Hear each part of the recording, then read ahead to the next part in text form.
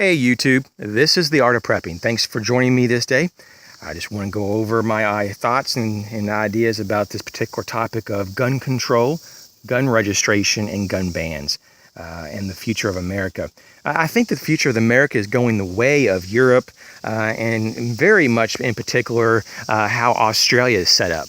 I think that it starts out with some gun control measures. They say it's for your safety and everything's going to be better when we have it. Crime rates go up, though, because criminals can take advantage of good law-abiding citizens because they can't defend themselves as well. And then it goes to the next level, from gun control on the kind of the smaller level to gun registration, because we have to keeping track of all these guns. They're so horrible. Of course, criminals don't register because they're criminals.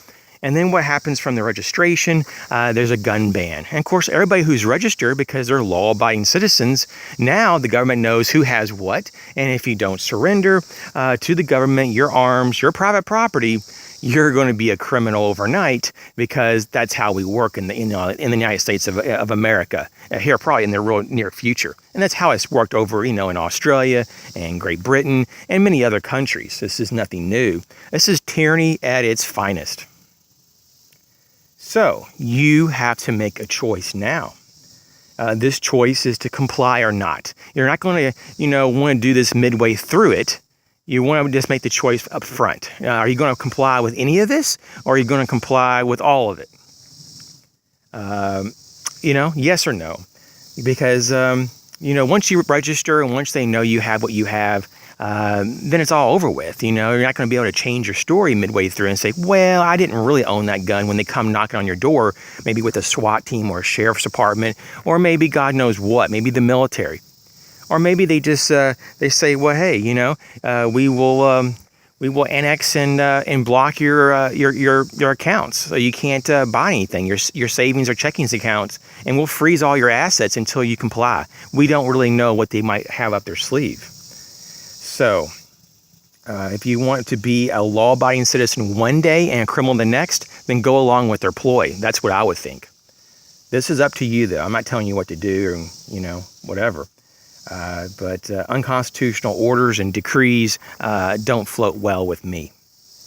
Now, if you do refuse, you have to have a plan. How you're going to stash the firearm or firearms, how you're going to deal with this.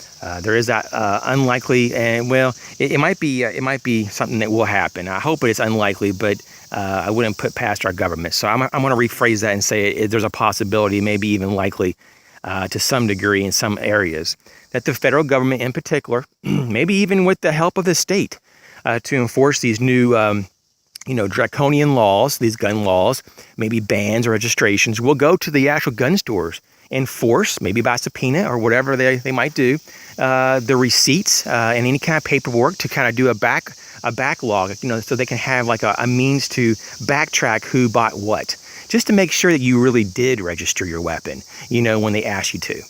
So that there's another means that they could find out. And of course, anybody that advertises their weapons maybe on YouTube or any other social media is another way to backtrack. And I wouldn't personally do that. And that's why you don't see my firearms, except just my everyday carry firearm, in any of my videos. And I'm not going to actually show any of my firearms. Maybe I don't have any more. Who knows? The next line item would be to diversify your locations if you do stash them. And I would keep this information super top secret, just between you and God. So that's the way I would look at it, unless you have a very, very close friend and maybe a family member that you can super trust with your life. And there are people like that in this world, maybe so. But other than that, though, don't even talk about it. The majority of people in your life, maybe just one or two people may know.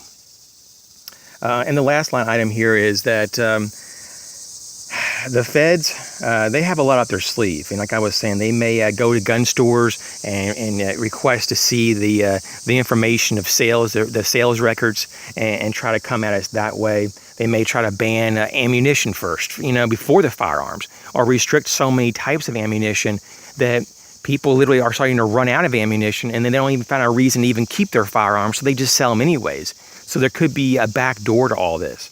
Or they could just, refuse people's background checks and just lock people out of even the whole process of even going to buy a gun. We don't know. But what I can tell you, though, and I'll close with this, be wise on how you handle this. If you have a SWAT team come to your house, if you have a police department, if you have a paramilitary group or even a military group come to your house, and they may not come just a knocking, they may be coming knocking through your door, do not fight them. Do not resist them. They have the upper hand, people. These people are trained. This is what they do for a living. They have decades, if not centuries, of training and history behind their tactics. And I'm sorry to say, even if you're in a small prepper group or even a larger prepper group, most likely you're going to be outgunned and outnumbered. And they have a lot more reinforcements if they have to. They can call. You may not have any. So live to fight another day. And there's a lot of preppers that say this, and I agree with that. Live another day so that you can go into one of your other stashes or cache and say, hey, I'm going to pull from this resource over here, or pull from this resource over there. And so, and that's why you may have to surrender 1 or 2 weapons, and you may have to face a couple charges from the government. But at least you're alive. Eventually, hopefully, you'll get out of prison if you go. And number 2, number 3, you'll have other resources elsewhere that they won't have. And hopefully the government won't find. So do not fight these people. These are all criminals in my mind. If you have the actual government or anybody in the police department come and try to do confiscation, they're the enemy of the state, in my opinion. And I have no respect for these people. Luckily, though, many law enforcement and many military people would never do that. And that's great. I have your back, brother. So, and sisters. You guys take care of yourself and be safe.